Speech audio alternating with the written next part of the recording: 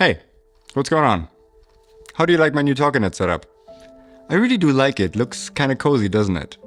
Anyway, this video isn't about the Talkanet setup, but about the making of my short film documentary Cutting Edge. How I shot the documentary, how we found the locations, and how the whole project came about in the first place. Ever since I've gotten more and more involved into documentary work over the last couple of years, like client documentaries in different kind of countries, spanning over the course of 6 weeks sometimes, to the highlight of my career so far, being part of a feature film documentary called Navalny, which has actually won an Oscar this year. I wanted to make my own short film documentary where I direct, shoot, edit, to not only get better at telling stories, but also to have something to show for that is absolutely my own. And as my first passion project, I decided to tell Belle's story. Belle and I have been dating for a little over 5 years. We met here in Vienna while she was on a break because she couldn't train in Italy because she was injured again. And I was at the end of my career as a professional poker player, and I really wanted to venture into the creative field again and do something different. So being there by her side at the end of her career, traveling with her to all these different stops, and not only seeing her struggle with it, but also seeing the passion that she had for figure skating, I knew that this was a story that was worth telling.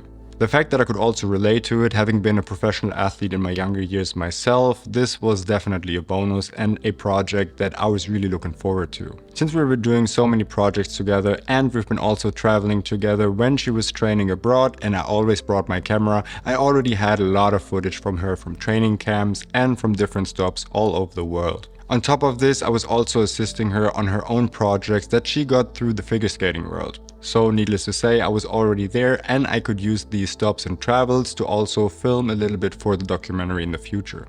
Then once I knew that this was a project that is actually going to happen, I formed a plan. And the whole plan started with shooting an interview.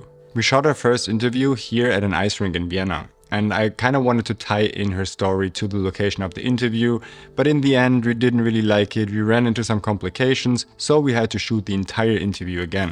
And I already did a full breakdown on my channel, which has been amazingly received by you guys, so I won't go into detail about how we shot this interview, and you can watch it up here if you're interested. And now we will be moving on to all the other shots that I captured. Once we were done filming the interview, I knew exactly what she was going to say and I had my entire interview planned out, so I could make a plan on what kind of B-roll I need to capture for which part of the interview section. For this documentary piece, I really wanted to focus on her struggles on having to give up on figure skating, because this was something that she was so passionate about and something that was such a big part of her life since she was 3 years old. For this part, I already kinda had an idea of how I wanted to portray it, because she really felt lost and I wanted to have her in an open space, surrounded by cold and ice, so I needed to find somewhere where we could actually display this. I mostly went locating scouting on Instagram and I found this amazing frozen lake in Switzerland. So we spontaneously booked a hotel for a couple of nights, took my car and then drove 7 hours to Switzerland. Unfortunately, the lake didn't look anything like we were hoping it to be. Apparently you really have to find the perfect timing where it is frozen but it hasn't snowed yet. So that way you have this open ice where you could see the endlessness when she was skating. Unfortunately, everything was completely snowy and we only had a really small portion of the lake to film her skating on. Another big obstacle that I completely underestimated was the temperatures, because we were filming in Switzerland at -20 degrees Celsius. And although I have filmed in a lot of cold situations in Finland and Estonia with her, in Switzerland it really hit differently, because we were not able to film for longer than like 30 minutes or an hour at a time. Even with gloves on, I couldn't feel my fingers anymore. As a matter of fact, I had a hard time feeling my index finger for about 8 months after, so this was actually borderline dangerous. On our last day of shooting, when we wanted to get our last shots in, it was so freezing cold that my ice skates broke. This is how cold it was. Nevertheless, we still got some figure skating shots in there that we actually used in the documentary, although it really wasn't what I was hoping for. But what I did get is all the footage of her being lost. There was this huge space of nothingness but ice and snow, and this was the perfect kind of scenario to make her feel small and lost. So now I had the part of her being lost and all of the other struggles where she was getting injured and she was falling. I had a lot of footage of her while she was in training camps, while I was visiting her while she was still an active skater.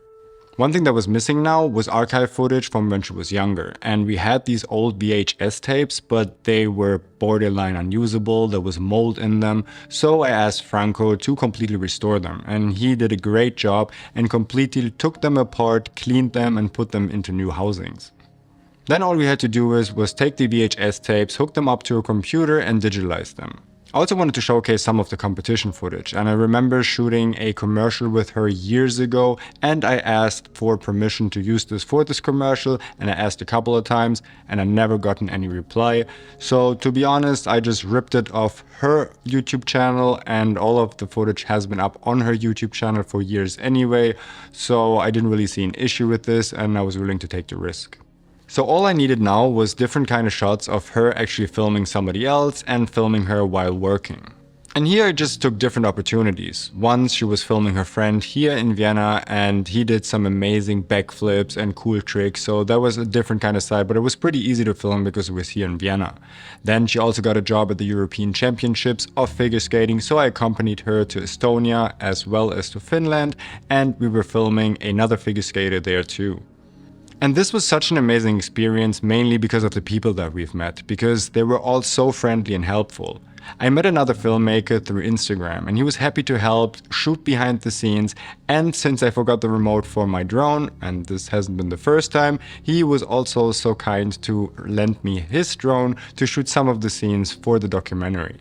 So with their help in Finland, we were able to capture some really cool footage of Belle actually working and filming somebody else skating. And I know that a lot of you are really interested in what kind of camera equipment I used, so let's talk a bit about that too. Since I was filming this documentary over such a long time, I used a variety of different kind of cameras. In the very beginning, when she was still an active skater and I was visiting her at her training camps, I was just filming her with the EOS R. Some of the footage from her filmmaking days, they were a mixture of Canon C200, Canon 1DX Mark III, and even a Blackmagic Pocket 6K in there. But when it came to the footage that I shot specifically for this documentary, everything was shot on a Canon C70 and a Canon C300 Mark III. Whenever I used a gimbal, I used the Canon C70 with a huge variety of different kind of lenses. I sometimes used it in Super 35 mode with Tukina and Sigma lenses, I used zoom lenses, I used primes, I used a speed booster with Canon primes, Sigma primes, I used all kinds of different lenses. There were also a lot of handheld shots in there, especially in Switzerland when I was filming her on the ice, and I used my Canon C300 with it, and I think I used the Sigma 18-35 and sometimes a 50mm Sigma for it. As my main drone for most of the shots, I used the DJI Mavic 2 Pro, but in Finland I had to use the DJI Mini, I think it was, or Mini 2, I don't remember, that was the one that I had to borrow. Pretty much all the shots that I did were with available light because it was running gun documentary work and we were out in the field on frozen lakes, minus 20 degrees. No need to bring extra lights into this to make everything more complicated. And again, if you're interested in how we filmed, lit, and captured the audio of the interview, there's a full video on my channel.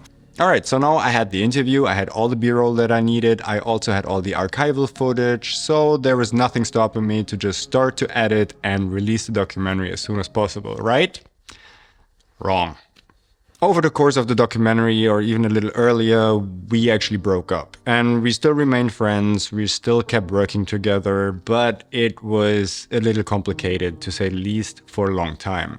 And to be honest, there was also a little bit of my struggle involved, because it was a lot of on and off and back and forth, and every time I wanted to start the documentary, I didn't really feel like it, and then we want to break again, and I actually had to struggle with this a lot. There were even times where I decided to not ever edit this again, and maybe even completely deleting everything that I've done to just move on from the entire subject. So I'm a big advocate of real talk on social media and not just showing all the good parts, and that was definitely a low part when it came to this project of my filmmaking career. I also felt there was something missing. I had all these great B-roll shots from all over the world, but I feel like I didn't do the best job of actually capturing her essence of skating and the feeling that she had while doing so, and I kind of felt a little bit inadequate, and that also held me back from starting the edit. So now after about a year of not touching the project, not doing anything filmmaking related for a couple of months and just taking a break from it, I started editing the interview. And while doing so and finding a raw cut, I found that wait, this is actually a great story to tell, so it would be a waste to not show it. And then I started to get excited again. But I still knew there was something missing. But luckily for me, Belle had a job in Italy filming a really prominent figure skater for a fashion brand. And since she hired me as an assistant and the location looked gorgeous on paper because it was a frozen lake where they wanted to film, I decided that we're going to stay a day longer and film more bits for the documentary.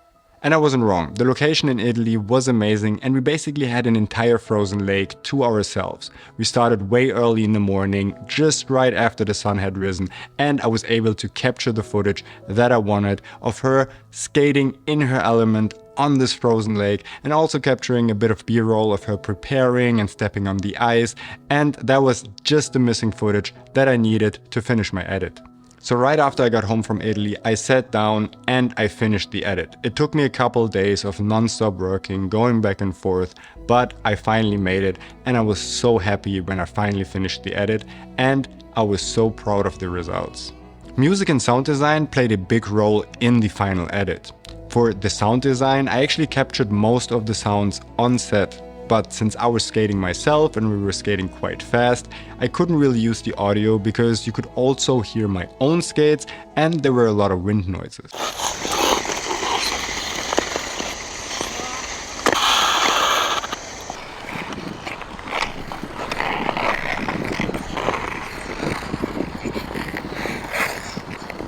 But the good thing, now that I knew exactly what to look out for, I could find most of the sound effects that I needed on Epidemic Sound. All of the music that I used is also from Epidemic Sound, and there's a link down in the description below so you can get 30 days for free. And this video isn't sponsored, but I really do like using Epidemic Sound for all of my edits. When it came to some of the effects and overlays, for example when I showcased her old childhood pictures or all of the credit titles and the titles in general, I used Motion VFX, and there's also a link down in the description below because I can highly recommend checking them out, especially if you're using Final Cut Pro or DaVinci Resolve. If you're interested in how I achieved the look in color grading, I also made a dedicated video on how I color graded the entire documentary. Another thing that I got asked is how did I finance this documentary and how much did everything cost me? When I have to pinpoint how much money I actually spent for this documentary, it's kind of complicated because a lot of the times it was a mixture of two things. Some of the footage I gathered on paid jobs, and then when I was filming her training footage in Andorra, I was going there anyway, so it's kind of hard to make out an exact number on how much I spent, but I can tell you this. I spent around $600 on the location for the interview, and I think the trip to Switzerland, including hotels as well as driving there, also took me about €1,000. Franco was helping me with a lot of the stuff. He was filming with the interview, he was also doing the archival footage, he was also helping in Switzerland, but he was employed by me, so that's also quite hard. I didn't have to pay him to just go to these places.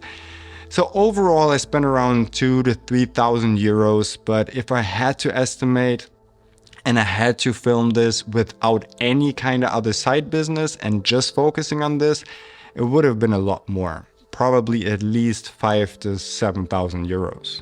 How did I finance the documentary, or how I plan to make money with it? Well, it was all my own money, and I know that I won't be making any money with the documentary itself, but it's also a good point for future work, for portfolio work, as well as, well, this YouTube channel. I'm really committed to growing this YouTube channel, focusing on teaching you how to do this yourself and cinematography breakdowns, and then obviously I'm trying to make some money off affiliate money, AdSense, as well as my own lot sales.